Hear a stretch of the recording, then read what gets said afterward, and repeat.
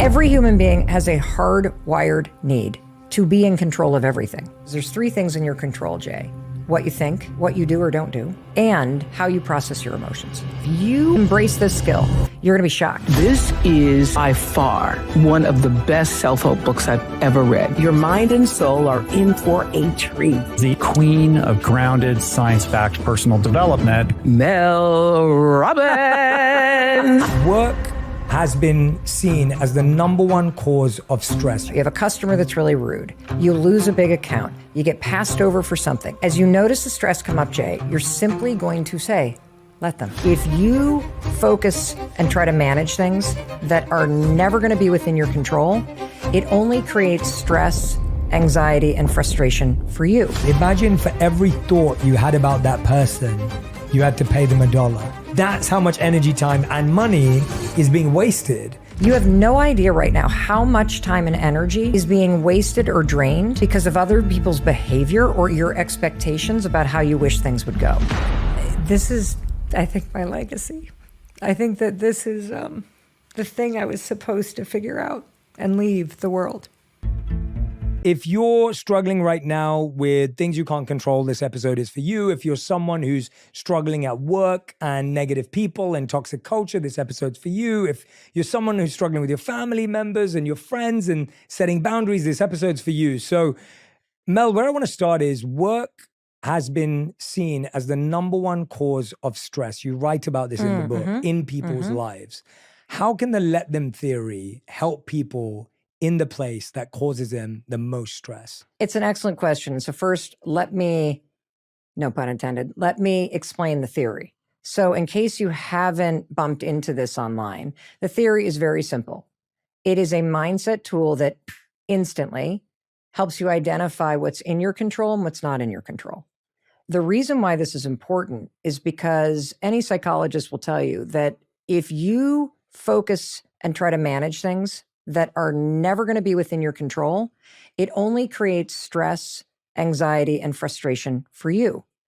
When you take the context of work, there is so much inside your day-to-day life at work that is irritating, it is stressful, it is annoying, from the endless meetings and no time to get work done, to if you're somebody that is working in a retail store, you're doing shift work, you don't have control over what shifts you get, to feeling like you don't have the chance for promotion. It is just endless.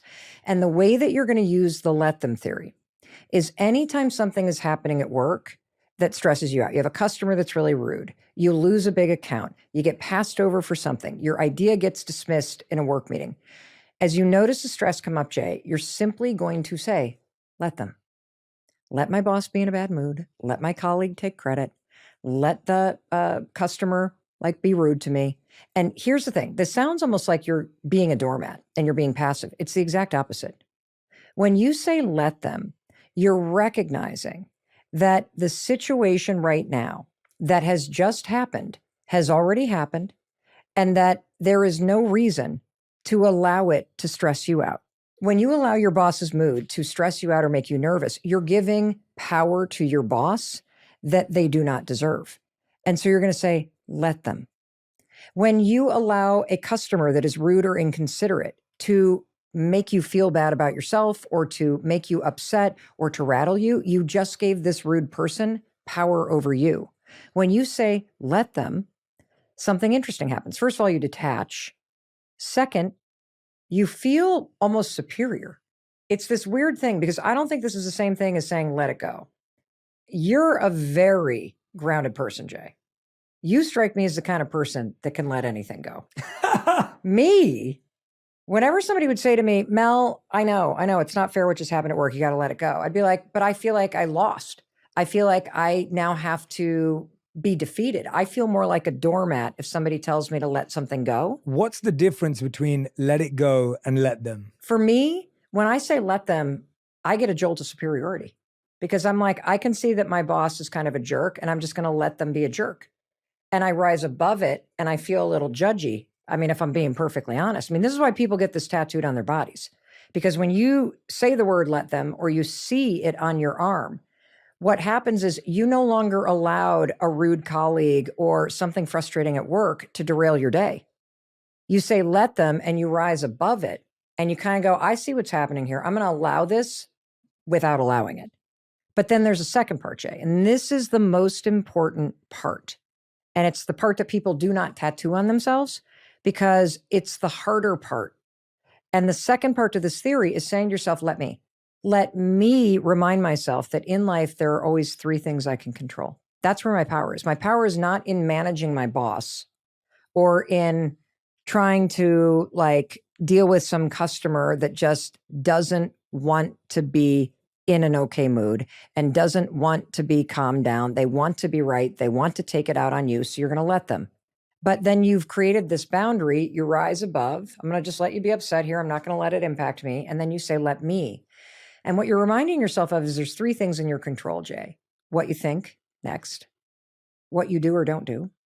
And oftentimes not doing something is the more powerful mood. And how you process your emotions.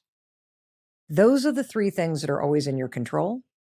And when you say, let me take responsibility right now for how I'm going to respond to this. And the word responsibility, after all, is the ability to respond, right?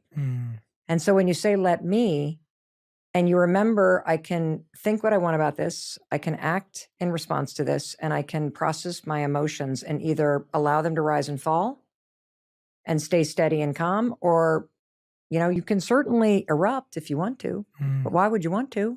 Because then that means you've given power to somebody else. Why are we so distracted and obsessed with things we can't control? I'm sure we all have a friend or know someone who knows they need to be working on their business, right, but they're talking about the news. Right. They know they should be writing their book, but they're focused on talking about politics. They know they should be building the next stage in their career or whatever it may be, trying to get that promotion, work towards that next threshold or whatever they're trying to achieve, but they're distracted by talking about all the people, all the things, all the ideas that they can do nothing about. Why are we so addicted to it?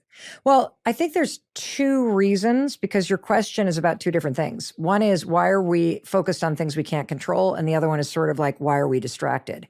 And they're interconnected. So let's just address the issue of control. Every human being has a hardwired need to be in control of everything, because being in control is what makes you feel safe. So I need to feel in control of my thoughts, my decisions, my environment, my future. And the problem is, so do you. But part of the need for control, Jay, extends beyond me, because if you're doing something that makes me annoyed or irritated or worried about you, now I'm feeling a little unsafe or worried because of what you're doing. And so now I'm going to want to control you so that I feel better. And so it is a fundamental hardwired need inside every human being to be in control of yourself. And yet, the second we step across the line and we try to control someone else, whether it's, I think you should be healthier, I think you should be more motivated, I wish you wouldn't leave the Kleenexes when you're blowing your nose on whatever it is that you wish someone else would do. I wish my boss wouldn't talk in every meeting and would give a chance for us to talk. All of that desire for someone else to change is you attempting to control the uncontrollable. And so I think one of the reasons why we do this is because we're hardwired to do it. And the problem becomes that the second I try to control you, Jay, it's not going to motivate you to do what I want you to do. It's going to bump up against your need for your own control. So you're going to push back against me. Absolutely. And so you also asked about distraction. I think the reason why we're so distracted is because if you spend so much time and energy allowing the world around you to stress you out and drain your energy, you are now susceptible to being hijacked by meaningless things that are not important to you. And this is one of the biggest discoveries that I've made about using the let them theory, and researching it has spread around the world, is that the single biggest benefit is that you get time and energy back. You have no idea right now how much time and energy is being wasted or drained because of other people's behavior or your expectations about how you wish things would go. And once you start noticing all of these little moments all day long, it's like a death by 1,000 cuts. You want to know why you're too tired? You want to know why you're overwhelmed? You want to know why you're stressed out? You want to know why you have no time for yourself? It's because of the power you give to other people's opinions, their emotions, their immature behavior. It's the ways in which you are turning people into a problem in your life. And here's the sad fact. The sad fact is other people should be the greatest source of happiness and connection and inspiration. But if you don't truly learn this skill that we're going to talk about today of focusing on what you can control and letting people be who they are, letting things play out as they're playing out, and then bringing the power back in-house and really focusing on how you respond to it. If you embrace this skill, you're going to be shocked. You're going to be shocked by how much time you've wasted.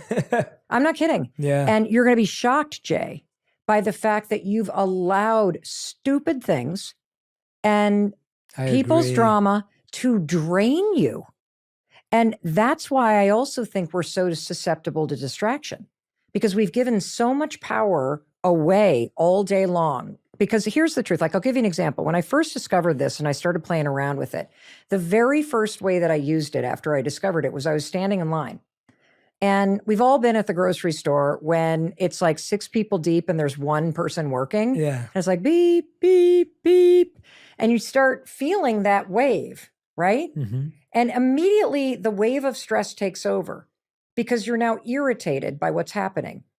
And what just happens when you start reacting to that and you allow that stress wave to start to take over is that you're giving power to something outside of you. Now, I can't control what's happening right now.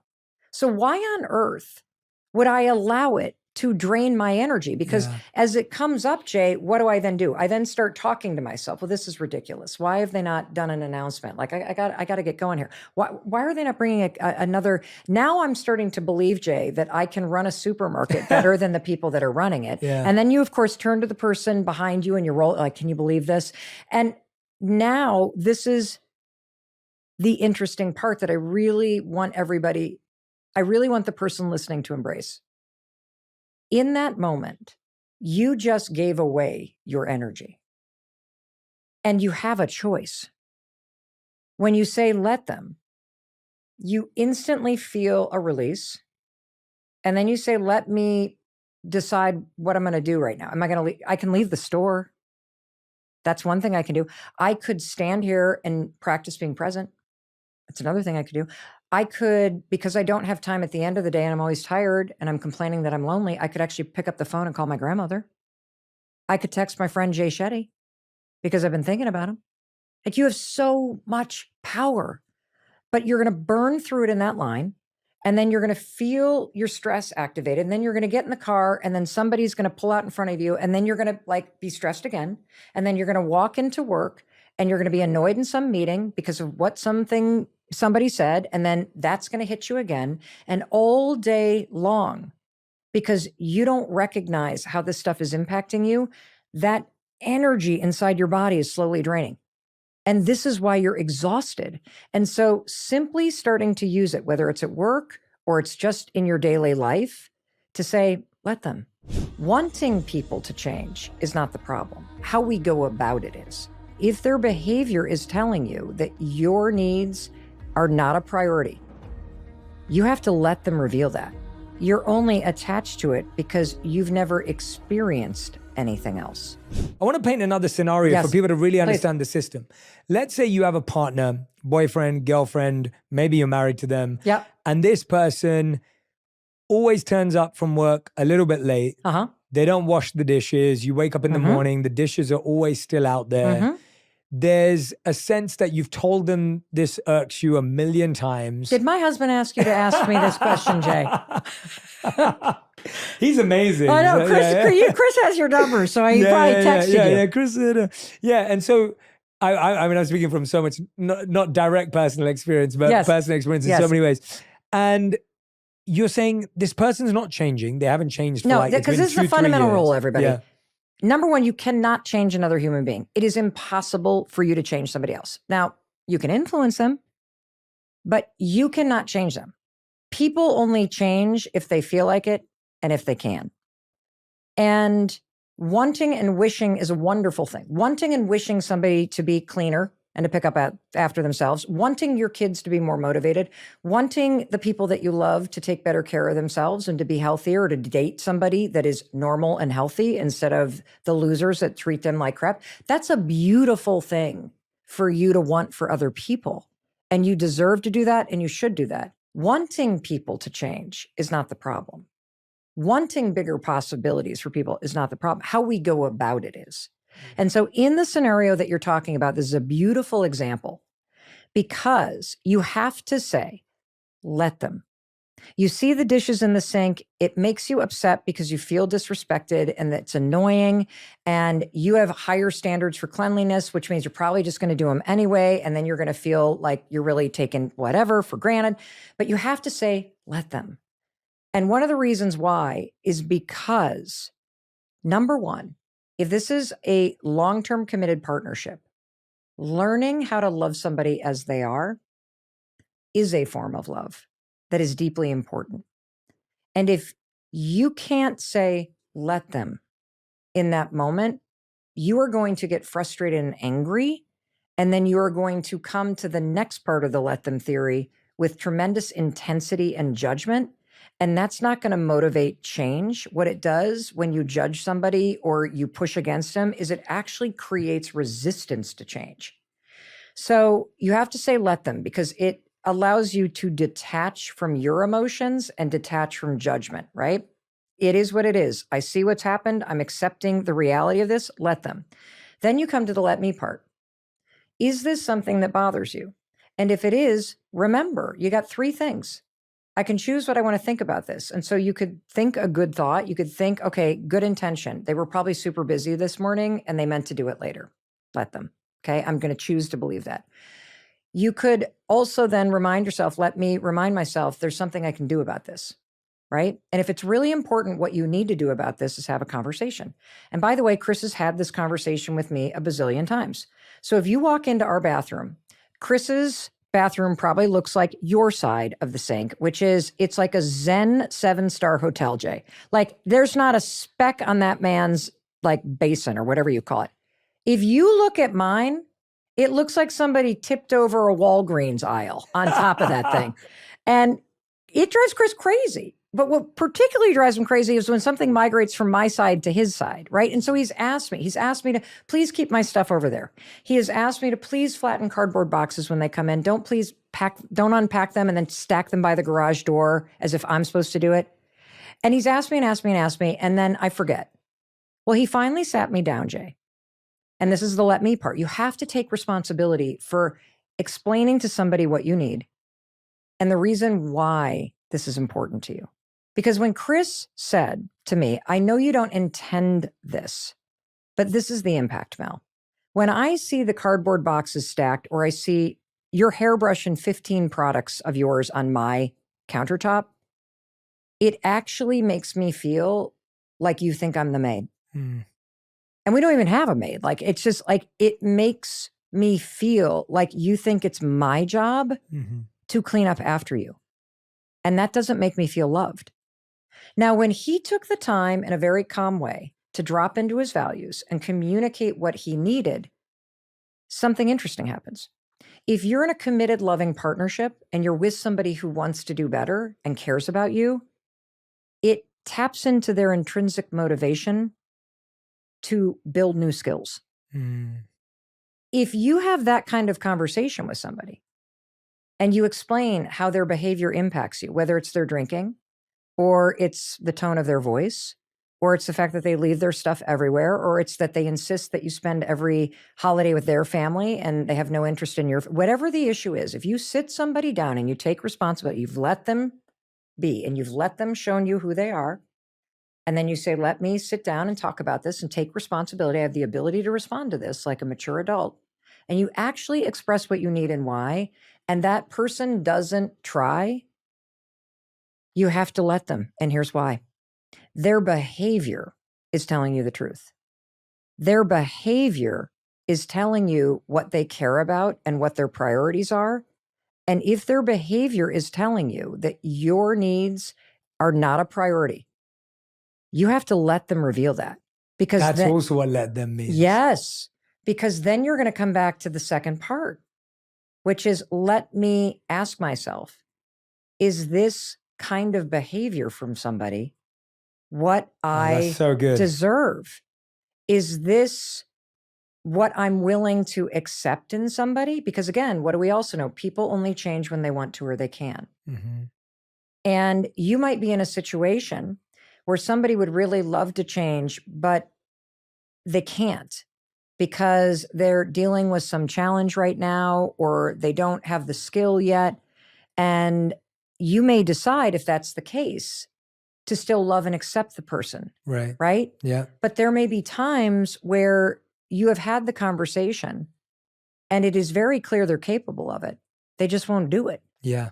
And what I find in relationships where that sort of invisible distance and the frustration and the resentment comes up is twofold. Number one, you can't detach from your emotions and say, let them, and really fully just let the person be who they are.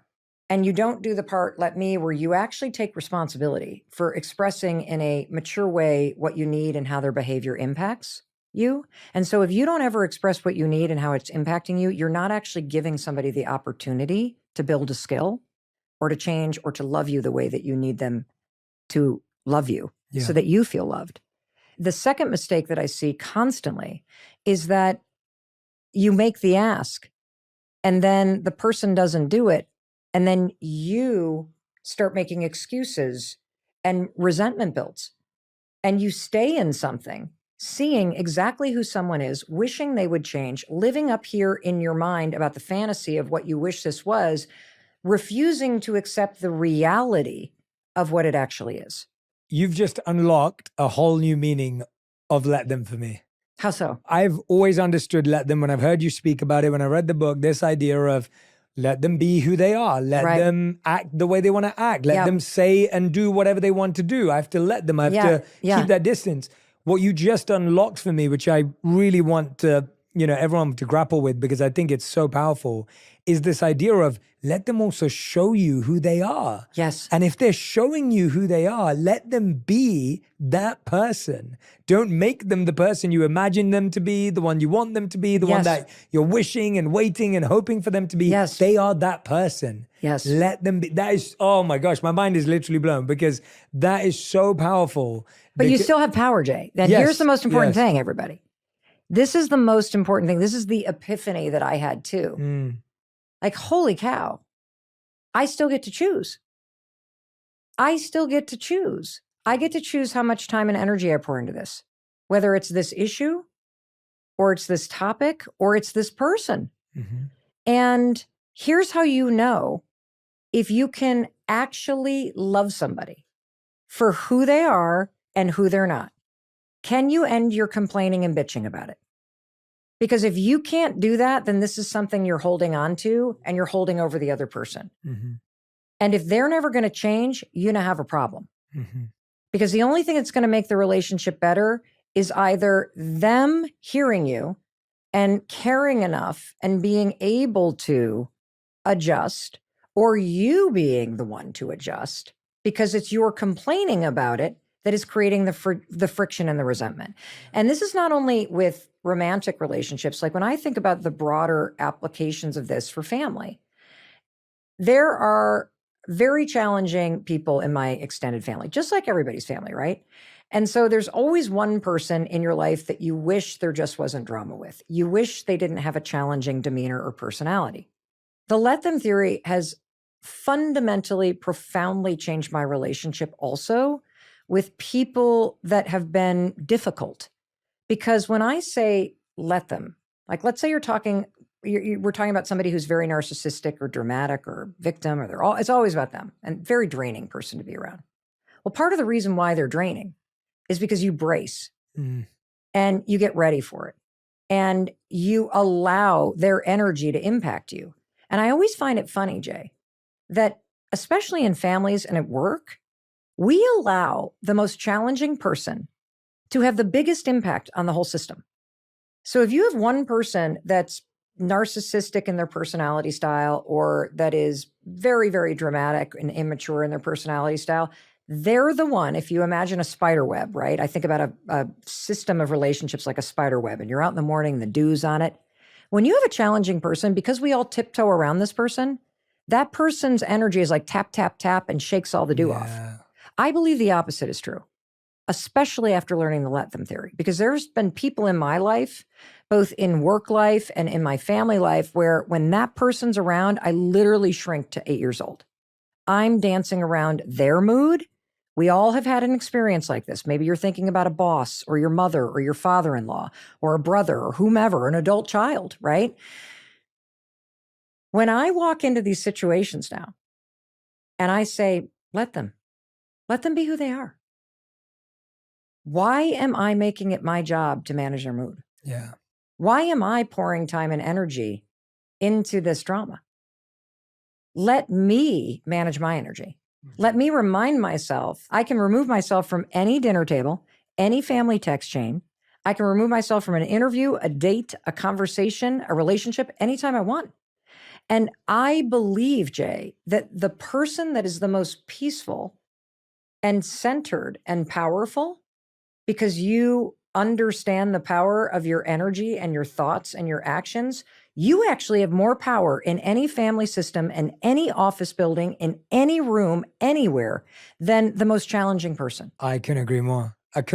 I love that. And I feel like when you start looking at your energy and time, if you thought about it like money, and this idea that imagine for every thought you had about that person, you had to pay them $1. And you think about how many dollars, if you now started to count the amount of thoughts you're having about that person, about that situation, about what they said to so-and-so, what they thought about you, and you had to pay $1 for every thought you had about them, that's how much energy, time, and money is being wasted. Yes. And we're not realizing where else it could be invested and put in. But I think you hit the nail on the head there. The reason is we feel so attached that we don't feel we can actually leave. As Thich Nhat Hanh would say, we would rather live in the familiar pain than the unfamiliar pain. Right. At least we know what we're going to get with this person. Yep. And there's a part of us that gets attached to that, even subconsciously. Well, here's the thing though, Jay, because I think it's a really important point that you're bringing up, but here's what I think you're going to discover. I think you're only attached to it because you don't value your time and energy. For sure. You're only attached to it because you've never experienced anything else. And the reason why you're used to it is because in the relationship dynamic, you're up in your head, usually in a relationship explaining away behavior instead of actually seeing it with clear eyes.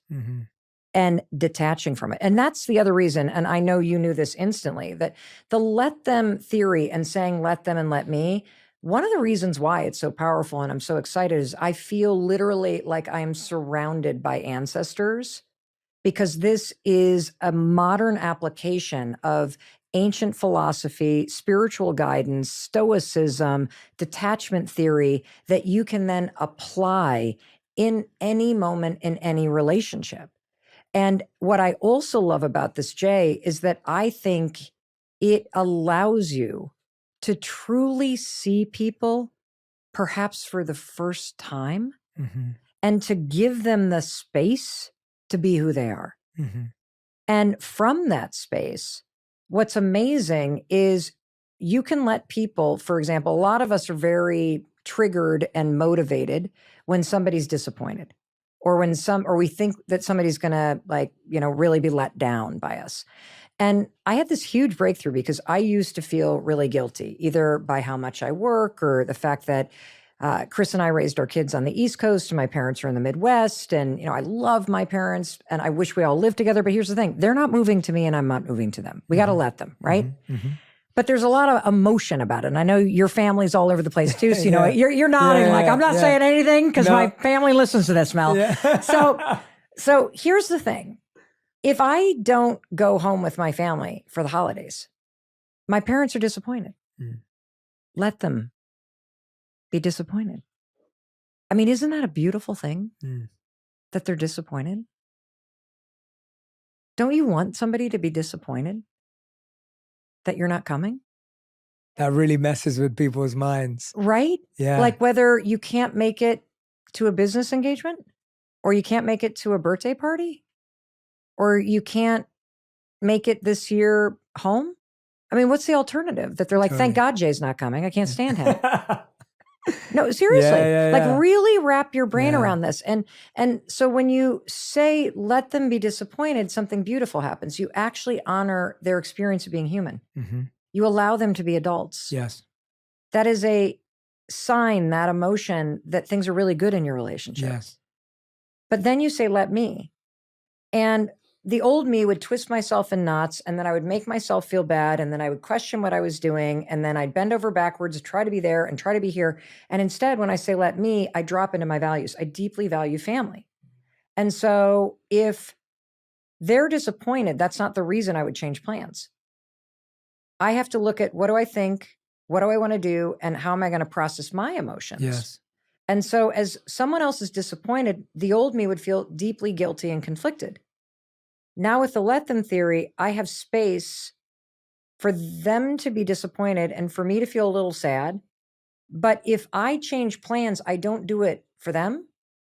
Because if I change plans for them, guess what I just did? I made them the villain in my life. Mm-hmm. If I change plans because it makes me feel like a good daughter, it makes me feel Absolutely. good. Now I take responsibility for my life and I am owning my decisions. And it's a small nuance, but it's absolutely everything. Yeah. Everything. Yeah. And the other reason why I love this, especially as a parent of adult children, and, you know, this is a book about adult relationships. And so I make it very clear in the book, and there's resources for parents with younger kids in back. But one of the coolest things about this is that when you let someone like have their emotions and you let someone struggle while you say, I'm on the sidelines and I'm here to support, but I know that the greatest teacher in life is life. And I'm not going to shield you from the consequences of some of the things that you're choosing. You're an adult. So I'm going to let you. When you allow someone the space to process emotion and the space to face their struggles and the space to heal on their own timeline and in their own way, you actually communicate that I believe that you can. Yeah. Yeah. When you step in and try to force somebody to be more motivated at school, or let's just take that one, because there's a lot of people that listen to my show, and I'm sure it's the same people that are listening to yours, that write in are like, I don't know how to make this person more motivated. Oh, for sure. Right? For and sure. So here's what I want you to understand, and this was another huge breakthrough when I was writing this book. Do you want to know the hardest working person in a classroom, Jay? It's the kid who's struggling. It's not the people that are getting straight A's. It's the person who's having a really hard time. Wow. Do you want to know the hardest person that's working on their health? It's actually the person that's unhealthy, because they know that they want to be healthier. Mm. And so they are not stuck. They're in deep conflict actively within themselves. And so if somebody is already aware that there is a gap between their potential and how they're performing, that there is a gap between their God-given right to thrive and be happy and be connected and what their life actually feels like, they know it. Mm-hmm. And then you come in and try to impose your will or your good ideas. Oh, thanks a lot. So I never thought that if I wanted to get good grades, I needed to study and not play video games. Thank you, Einstein. Oh, I should go to the gym if I want to lose some weight? Never thought of that. So you come in and you have judgment and assumptions. What is that? That's more pressure on top of somebody who is actually already deeply conflicted with themselves. Yeah. And so if you really embrace this and you understand that people change when they feel like it and when they can, and if somebody's struggling, it's because they're not able to right now. There's a skill that's missing. And one of the biggest things that's typically missing is the belief that any of the small actions will actually do anything anyway. Yeah. And so you coming in and imposing it, you know what that says? It actually says, I don't believe you can do this. Mm-hmm. I'll do it for you. Yes. I can do it for you. I Because can you solve can't. it for you. Yeah, absolutely. If you can't control it, why on earth would you allow any time or energy to be wasted because you're going to keep this person in your life even though they walked out the door?